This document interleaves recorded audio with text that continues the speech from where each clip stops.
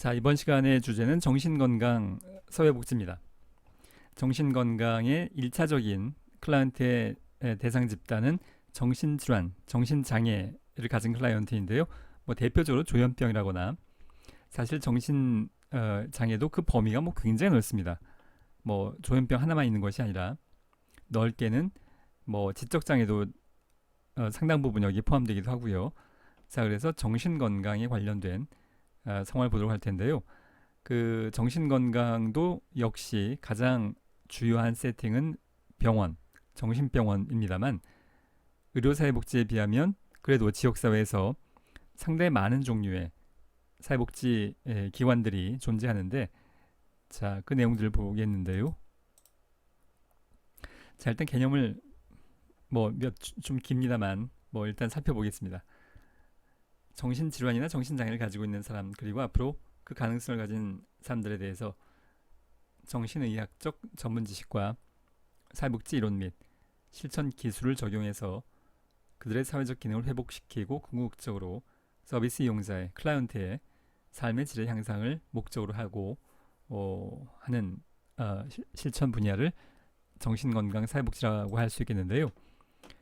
자, 정신질환과 정신장애 맨 처음에 발병했을 때는 질환이라고 봅니다. 질환이라고 하는 것은 나을 수 있는 걸 전제로 하는 건데요.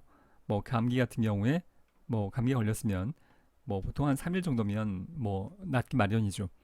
질환이라고 부르는 것은 나을 수 있다는 건데 상당수의 정신 질환이 특히 조현병 같은 경우에는 한번 발병을 하면 이것이 만성화돼서 완치가 되기가 어려운 상황이 대부분입니다. 그래서 그것이 만성화된 경우에는 정신장애로 보고 장애의 한 분야로 보고 사회적인 지원을 한다는 것의 의미이겠고요. 그리고 앞으로의 가능성, 뭐 예방과 그 또 저 꼭 정신장애 아니라고 하더라도 지역사회 차원에서 자살이라던가 스트레스라거나 그런 것의 가능성도 함께 다루고 있습니다. 정신의학적 전문 지식이 필요합니다. 그 우리가 앞에서 의료사회복지에서도 필요하긴 합니다만 여기에선 더더욱 필요해서 그래서 여기에서는 그 수련 과정에 대한 내용을 정신건강사회복지사가 되기 위한 수련 과정에 대한 내용을 이번 시간의 마지막 부분에 다루려고 합니다.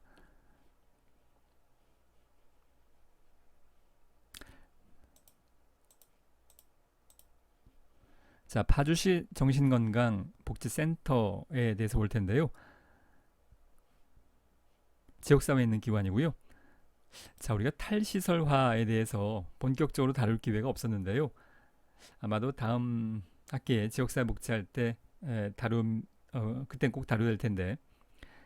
자, 하여간 기본적인 아이디어는 뭐냐면 정신장애인이라고 하더라도 정신병원에 평생을 폐소병동에 갇혀서 지내지 말고 탈시설화해서 병원도 정신병원도 시설입니다. 탈시설화해서 지역사회에서 여러분 옆집에 아니 내 옆집에 정신장애인이 산다니 이게 우리의 사회복지의 모토입니다. 지역사회 중심으로 재활해 나가자. 여러분 옆집에 자기 집에서 자기 방에서 함께 사는 것 그게 탈시설화의 기본적인 아이디어인 건데요. 자, 그러려면 그냥 퇴원해서 자기 그냥 내버려 두면 정신장애가 만성화돼서 평생 동안의 증상이 조절되어야 될 필요가 있다고 말씀을 드렸는데요. 그래서 지역사회에서 살기 위해선 여러 가지 지원들이 필요합니다. 그 기관 중에 하나가 이것도 여러 가지가 있는데 그 중에 하나가 정신건강복지센터의 1차적인 역할이라고 할 수 있겠습니다. 지역사회에 살고 있는 정신장애인이 지역사회에서 잘 적응할 수 있도록 그 돕는 과정을 여러 가지로 역할을 하게 되는데요. 자, 그 내용들을 보겠습니다.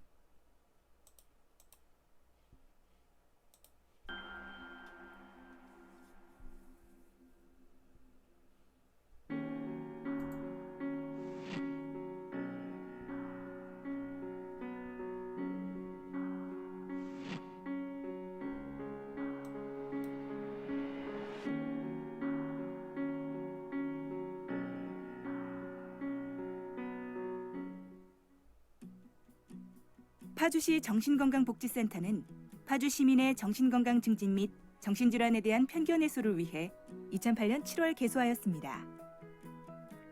파주시와 동국대학교 일산병원이 협력하여 운영하고 있으며 전문적이고 체계적인 사업 수행을 통해 정신건강 문제를 조기 발견하여 개입함으로써 질병의 심각화를 방지하고 중증 정신질환자의 사회복귀를 위해 노력합니다.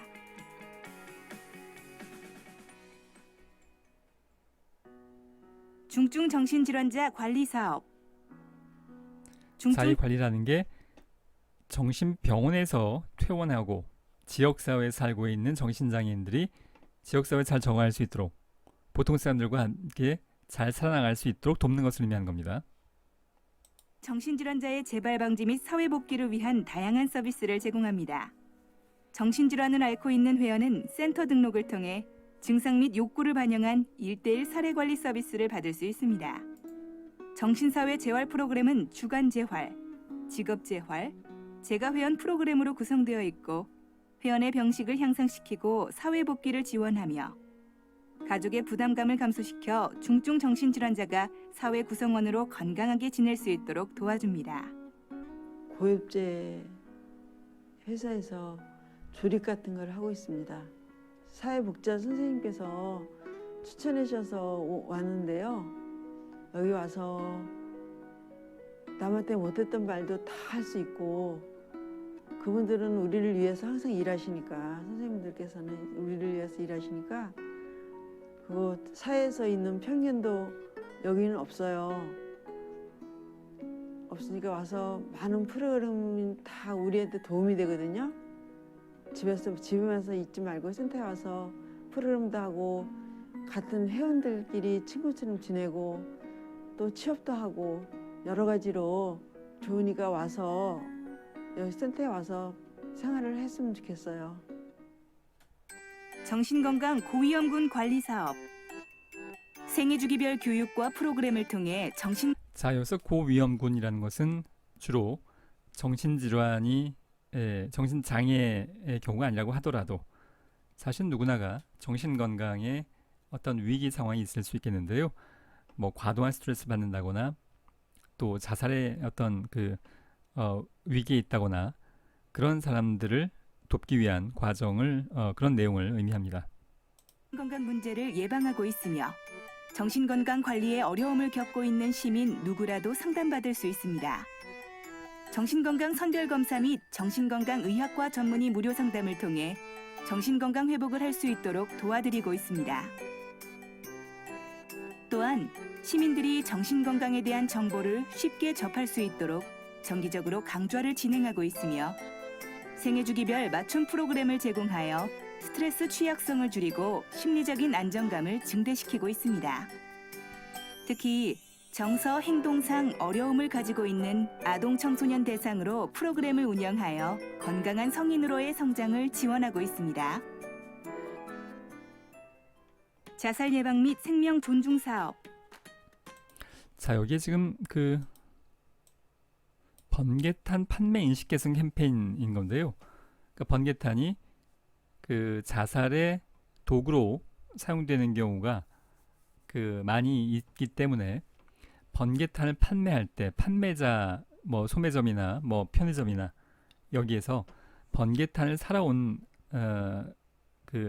지역 주민이 정신건강상의 또는 자살의 위험이 있다고 판단될 때 그때 어떻게 그 사람을 도울 수 있는지에 대한 경로를 판매원들이 알고 있어야 그래야 빨리 시의적절하게 도울 수 있기 때문에 관련된 이제 캠페인을 하고 있는 셈입니다. 다양한 이유로 삶을 중단하고자 하는 시민을 대상으로 상담, 치료비 지원, 자원 연계 등의 사례 관리 서비스를 제공합니다. 자살을 시도하고자 하는 자, 게이트키퍼라는 것은 문지기라는 뜻인 건데요. 사회복지사가 또는 정신건강 관련된 전문가들이 지역 주민을 1:1로 24시간 점검하고 검토할 수는 없기 때문에 그래서 자원봉사자들이 친구인 또는 직장 동료, 가족 이런 사람들의 정신건강을 1차적으로 점검하고 그 위험을 낮추고 그리고 필요할 때 전문가에게 도움을 요청할 수 있는 그러한 문지기 같은 1차적인 관문의 역할을 하는 자원봉사자들을 이야기하는 겁니다. 민을 조기에 발견하고 자살 신호를 인식하여 전문기관으로 연계하는 게이트키퍼를 지속 양성하고 있으며 자살 유가족 및 고위험 집단을 위한 상담 및 프로그램도 지원합니다. 학교, 군부대, 사업체, 자, 뭐 이번 시간도 그렇고 다음 시간도 그렇고요. 이런 역할들을 보면서 여러분들이 저런 걸 하는구나. 사회복지사라는 사람들이 저런 걸 하는구나 라고 생각하지 마시고 여러분들이 이런 일을 하는 겁니다. 여러분이 실습을 나갈 때도 마찬가지인 건데요. 실습을 나갔을 때 실습이 견학이나 방문의 의미로서 사회복지기관이라는 데 어떤 일을 하고 사회복지사들이 어떤 일을 하는지 지켜보러 방문하러 견학가로 하신다고 생각하시면 안 되고요. 사회복지기관의 현장 실습을 나간다는 의미는 여러분이 사회복지사로서의 훈련을 하는 겁니다. 여기도 이런 걸 제가 여러분과 공유하는 것도 마찬가지입니다. 저런 게 있다는 걸 여러분에게 정보 전달하려고 하는 게 아니고 여러분들의 미래에 이런 역할들을 하게 되는 것에 대한 인식, 준비, 이제 이런 것들 동기부여 이런 걸 하기 위해서 동영상을 이렇게 보고 있는 중이니까 남의 얘기가 아니라 여러분이 이런 걸 지금 막 진행해 나가는 거예요. 미래에. 경로당 등을 방문하여 생애주기별 자살 그러니까 여러분들이 요 역할이에요. 요 역할. 여러분들이 여기 앉아있는 역할이 아니고 여러분들이 요 역할인 겁니다.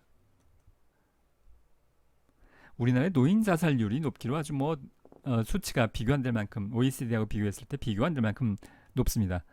노인 빈곤하고 연결되어 있는데요. 미국 같은 경우라든가는 노인이 빈곤율이 낮은 계층입니다.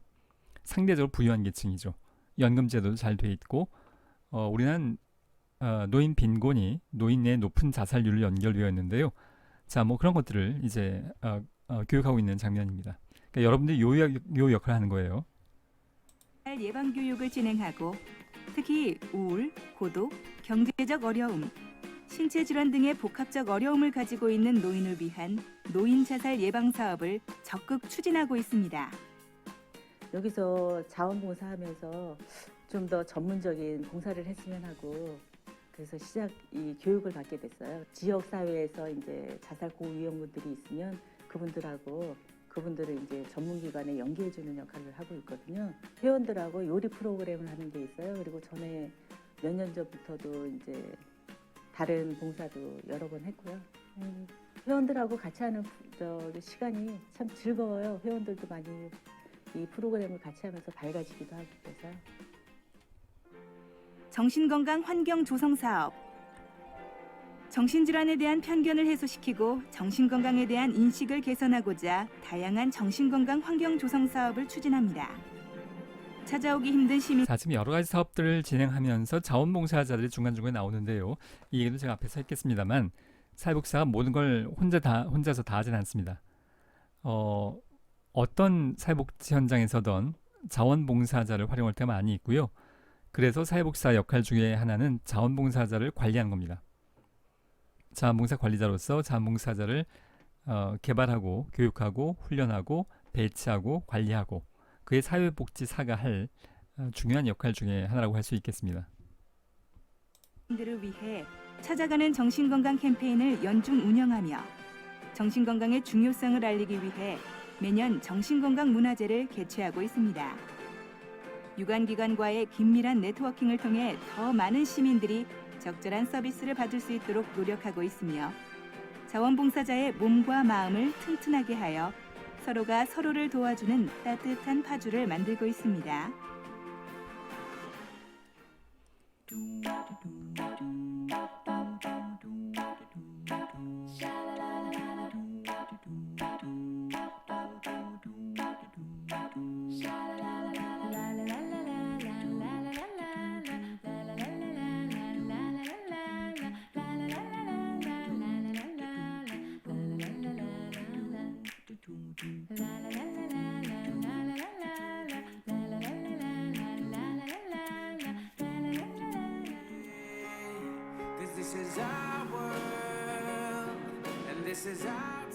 소외는 편견입니다.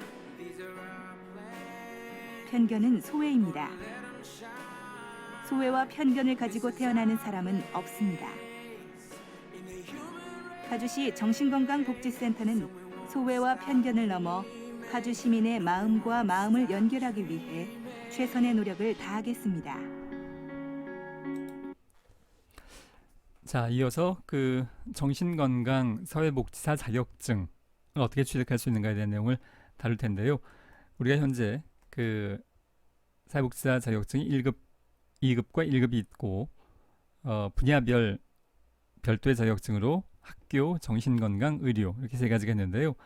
그 중에 하나인 의료 정신건강 사회복지사가 이게 제일 오래됐는데요.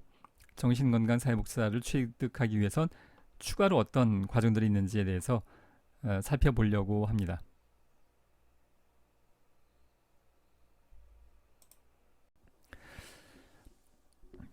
자, 정신건강 사회복지사 자격은 정신과 병원 및 지역사회에서 정신보건에 관한 양질의 서비스를 제공할 전문 인력의 수요가 증가하게 되면서 정신질환의 예방과 정신질환자의 의료 및 사회복귀 등의 업무를 수행할 전문 지식과 기술을 갖춘 인력을 양성하기 위해서 제정됐다고 볼 수 있겠는데요.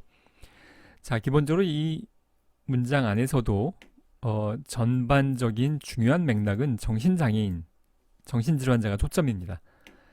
정신건강을 넓게 보면 모든 시민들의, 모든 지역사회 주민들의 그 폭넓은 의미의 정신건강, 스트레스라거나 대인관계라거나 뭐 자살의 시도라거나 자살에 대한 생각 이런 것들이 포함될 수 있겠는데요. 이 정신건강 사회복지사 자격증도 그러한 부분보다는 정신장애인의 초점을 둔 내용이 훨씬 더 강조되고 있다고 볼 수 있겠습니다.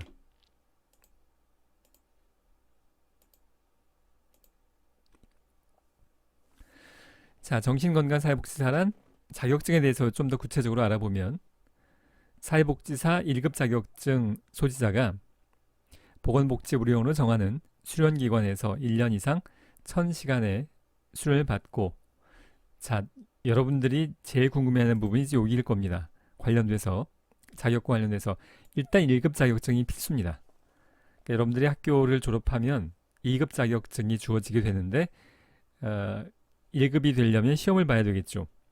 그 이제 필수 과목인 8과목 그 이제 과락 40점 없이 평균 60점 이상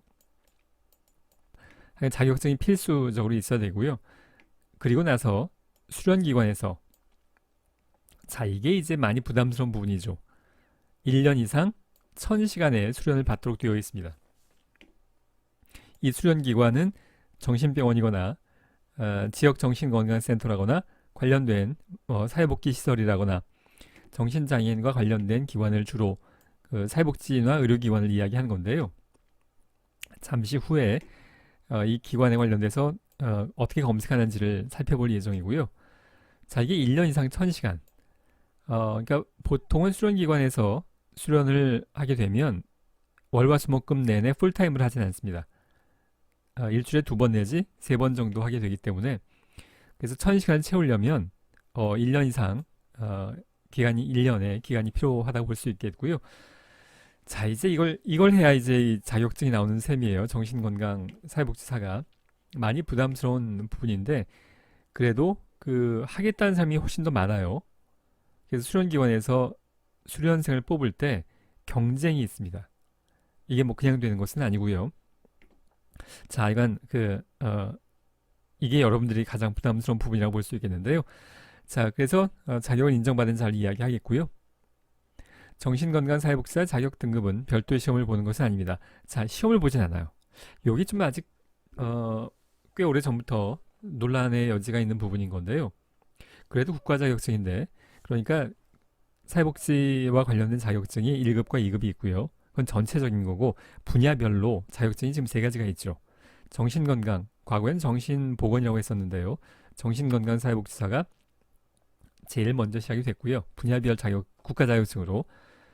그리고 그 이전에도 과거에도 그리고 현재에도 분야별 민간 협회 차원의 자격증이 있지만 국가 자격증으로는 의료사회복지와 학교사회복지 이렇게 딱 세 가지입니다.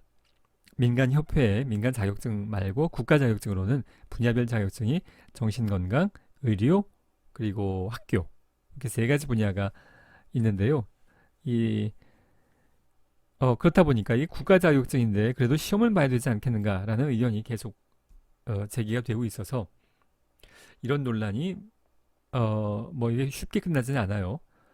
그래서 근데 이미 오래전부터 그 거론이 되고 있는 거기 때문에 뭐 내년부터 갑자기 뭐 시험을 보겠다 뭐 이럴지는 모르겠는데 자기가 현재까지는 시험은 없습니다. 이 수련 기간이 길어서 그렇지 그 시험은 따로는 없어요. 이건 뭐 좀 덜 부담스러운 측면일 수 있겠습니다. 별도의 시험을 보는 것은 아니라 수련 기간 및 경력에 따라서 1급, 2급으로 나눠집니다. 이 자격증도 1급과 2급이 있는데요. 1급은 좀 낮은 문제고 지금 여러분들 2급부터가 일단 이 자격을 원한다면 이거부터 시작을 해야 되겠는데요. 2급 정신건강 사회복지사의 경우에는 정신건강 증진 시설 등에서 5년간 근무한 경력이 있으면 1급이 됩니다. 그러니까 현장 경력이 5년 있으면 2급에서 1급이 된다. 이렇게 보면 되겠습니다. 자, 그럼 1000시간 동안 뭘 하는가를 간략히 보면 이론적인 부분이 150시간인데 그 내용을 보면 정신보건기초, 사정 및 평가, 정신의학, 사회사업치료. 이 사회사업치료라는 용어를 지금도 특히 이제 의료계통에서는 정신건강이나 의료계통에서는 지금도 사용합니다. 정신건강 문제 그리고 사회복지 서비스. 자, 앞에서도 사회복지 뭐 여러 번 강조했던 내용이죠. 정신병원에서 평생을 보낼 것이 아니라 폐쇄병동에서 지금 나와서 지역사회에서 이게 사회복지예요. 자기 집에서 자기 방에서 여러분 옆집에서. 근데 만성정신 장애인이 그 지역사회 퇴원해서 정신병원 퇴원해서 지역사회에서 혼자서 살아나가는 데는 질병의 후유증도 있고 약 복용도 계속 그 만성 질병으로서 약 복용도 해가면서 증상을 조절해야 되는 측면도 있고 여러 가지 서비스가 필요할 거예요. 거기와 관련된 내용이 사회복지 서비스, 병원에서 탈시설화해서 지역사회를 와서 이게 사회복지의 의미고요. 사회복지에서 사회 적응해서 잘 지낼 수 있도록 하자는 것에 여러 가지 서비스가 필요할 텐데요. 그것들을 이제 사회복지 서비스라고 이야기합니다. 자, 실습이 830시간이고 그 사정, 어세스먼트 그러니까 자료 수집, 사회복지 실천 과정에 접수, 자료 수집, 사정, 계획, 개입, 종결 및 평가 이 6단계 물론 학자마다 이것도 또 다릅니다만 접수, 자료 수집한 다음에 사정이 있는 건데요. 자료 수집된 데이터를 가지고 판단하는 과정이 사정이에요. 어세스먼트. 그러니까 그 수련 기관에서 그것이 정신병원이던 지역 정신건강센터이던 사회복지시설이던 실제로 클라이언트와 함께 사례를 다뤄보는 것의 상황이라고 보면 되겠습니다. 사회사업 사정, 치료 여러 가지 내용들에 대해서 실습보다 조금 더 강하게 진행을 하는 것을 이제 의미한다고 보면 되겠고요. 학술 활동이 뭐 20시간 잡혔습니다. 그래서 이걸 더하면 150 더하기 830 더하기 20시간 이거 다 시간이에요. 그럼 이제 1000시간이 되는 겁니다. 자, 뭐 이게 뭐 짧은 시간은 아니죠. 여러분들이 사회복지 현장 실습 그 지금은 이제 법이 160시간으로 바뀌었습니다만 그 이제 지금도 과거에 입학한 학생들은 120시간이겠고요. 그런데 지금 그 아주 일시적으로 코로나의 상황 때문에 간접 실습 80시간이라는 제도가 생겼죠. 그래서 지금 현재 실습 현장에서 보면 80시간 하는 경우도 있고 120시간 하는 경우도 있고 160시간 하는 경우도 있어요. 그렇긴 하지만 이거 뭐 길다고 봐도 월화수목금 하면 4주면 끝납니다. 일주일에 40시간씩 해서. 근데 이건 지금 1년에 1000시간을 해야 돼요. 그 사실 그 내가 석사 과정에서 미국에서 석사 과정을 하면서 인턴십을 했었는데요. 그 석사가 4학기였는데 마지막 4학기째는 한 학기 통째로 현장에 나가서 그 실습기관에 인턴십을 하기 위해서 학교는 안 가고 한 학기 내내 그 실습기관만 갔었던 적이 있습니다. 그 뭐 인턴의 의미이긴 한데요. 학생이면서 그때 시간이 아마 8,900시간 정도 됐을 거예요. 뭐 거기에 거의 준하는 근데 그때는 이제 한 학기 동안 매일매일 나갔으니까 그런데 이것은 통상 매일 하지 않아요. 일주일에 두세 번 정도 하다 보니까 1년이 걸립니다.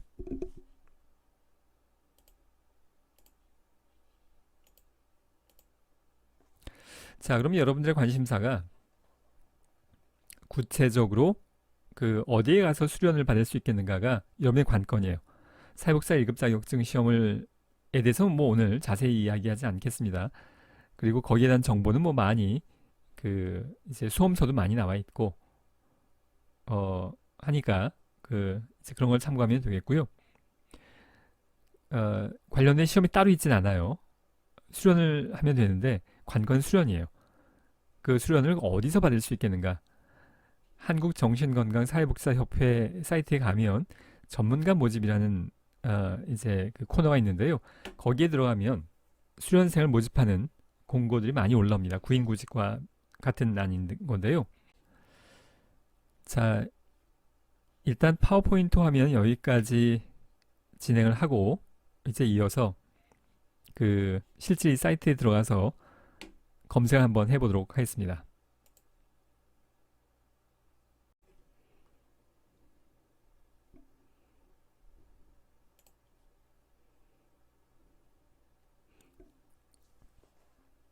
자, 한국정신건강사회복지사협회, 그러니까 정신건강사회복지사들이 모인 협회인 건데 거기에 클릭을 하면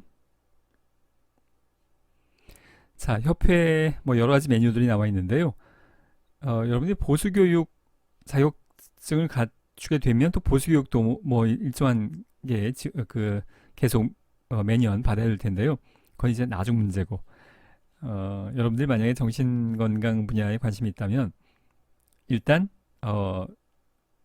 자격증부터 획득을 해야 되기 때문에 이 전문가 모집 여기를 봅니다. 그리고 이것이 이제 그 일종의 구인구직 난인 건데요. 정신보건사회복지사를 정규직으로 뽑는 이미 자격증을 갖춘 사람들에 대한 내용이 더 많기 때문에 검색에서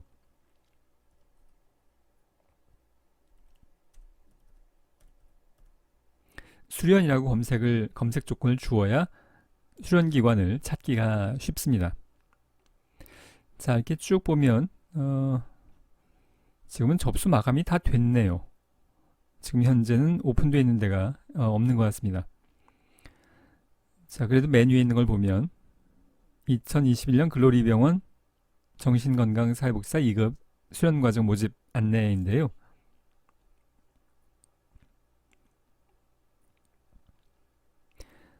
자격 요건 그리고 내용이 제일 중요하겠죠. 인천에 지금 있는 기관이고요. 1급 자격증 소지자 또는 취득 예정자이고 뭐 이런저런 그 시험을 봅니다. 되게 물론 기관마다 또 굉장히 달라요. 그래서 자격 시험을 이제 시험이라는 게 필요하지 않겠나라는 의견들이 있는 건데요. 수련 기관마다 그 내용이나 절차나 또 방법들이 여러 가지가 달라서 근데 많은 경우에 시험을 보는데요. 뭐 그냥 면접으로 끝내는 경우도 있습니다. 자, 여기는 전형 방법, 서류 전형이고요. 필기시험, 면접. 필기시험 보는 데가 많아요. 그러니까 여러분들이 일단 여기 부딪혀서 가서부터 배우기 시작해야지는 곤란합니다. 이 수련 기관을 정하는 과정 그 이전에 상당한 준비가 되어 있어야 이 필기시험을 통과할 수 있어요. 시점마다 기관마다 상당히 다르지만 경쟁률이 있습니다. 이거 그렇게 쉬운 건 아니에요. 특히 조건이 좋은 기관일수록 상당한 경쟁이 있기 때문에 이 필기시험을 준비하는 게 여러분이 사실 실질적으로 해야 될 첫 번째인데요. 이것은 뭐 국가에서 하거나 협회에서 하는 것이 아니라 이 기관 병원에서 여기 담당자가 아마도 사회복지사일 텐데 이 사회복지사가 주도해서 준비하는 시험입니다. 자, 급여가 무급입니다. 반드시 무급은 아니고요. 무급인데도 상당수가 있고 또 아주 뭐 실비만 지급한다거나 어차피 풀타임은 아니기 때문에 뭐 일주일에 2번 내지 3번 정도 그 이제 출근을 하는 거기 때문에 그 급여가 높지는 않아요. 그것도 아주 뭐 천차만별이라고 볼 수 있겠는데요. 한 개 기관을 더 보면 그 다음번에 있는 기관을 좀 봅시다. 여긴 동두천에 있는 병원인데요. 자, 주 3일, 주 3일에 보통 일반적인 상황입니다. 2일 내지 3일. 자, 모집해 보면 시험 및 면접 일정. 시험이 있는 데가 많아요. 여기는 급여가 있습니다. 근데 1,000만 원까지면 이게 좀 이렇게 쓰면 안 되는데 이게 얼마인지 알 수가 없잖아요. 이게 그 물결 표시가 있어서 최대 1,000만 원 연봉으로의 의미인 것 같은데 이게 뭐 구체적으로 얼마라는 얘기인지 뭐 하여간 그 이 정도 한 달에 100만 원 이내가 될 것 같은데요. 어차피 풀타임은 아니긴 하니까 그러니까 최저임금에 해당하는 정도로 급여를 지급하는 경우도 있고 아예 무급인 경우도 있고 뭐 여러 가지 상황들이 있습니다. 그건 기관마다 상이하고 물론 좋은 조건일수록 이 모집 일정에서 지원자가 많고 시험을 통과하기가 쉽지 않겠죠. 자, 여기도 사회사업과라는 명칭을 지금도 씁니다. 이쪽 분야에선 사회사업, 그러니까 사회복지라는 명칭으로 지금 다 통일되어 있는 것 같잖아요. 근데 이 분야는 여전히 사회사업이라는 단어를 많이 채택을 굳이 하려고 하는 게 아니라 안 바꾼 거죠. 과거의 사회사업을 그대로 쓰고 있는 것의 의미입니다. 자, 이제 이런 것들 여러분들이 검색을 쭉 하셔서 그 가장 좋은 것은 미리 컨택을 하는 겁니다. 그 이제 공식적인 난 사실 그 어떤 뭐 인맥을 통한다거나 이런 것은 뭐 그다지 선호하지 않아서요. 근데 인맥을 통한다는 뭐 의미를 포함하는 것이 아니고 전혀 인맥이 없이 서류 넣는 것보단 일단 먼저 찾아가서 내가 지금 이쪽 분야를 지원하려고 하고 있고 어떤 거에 관심이 있고 이런 대화를 먼저 나누는 건 인맥을 통한다는 것과는 다른 의미예요. 먼저 컨택을 하고 그리고 서류 절차를 밟는 것이 그 기관에 대한 내부 사정도 조금이라도 알 수 있고 이 기관에서도 정말로 저 친구가 관심이 있고 동기부여가 되어 있구나 라는 것을 확인할 수 있는 그런 비공식적 과정. 뭐 이게 뭐 백이나 이런 거 아니에요. 그런 의미를 말씀드리는 게 아니고 이제 관심사를 적극성을 보여준다라는 의미에서 미리 컨택을 하는 것도 의미가 있을 수 있겠습니다. 자, 이번 시간은 여기까지 진행을 하도록 하겠습니다.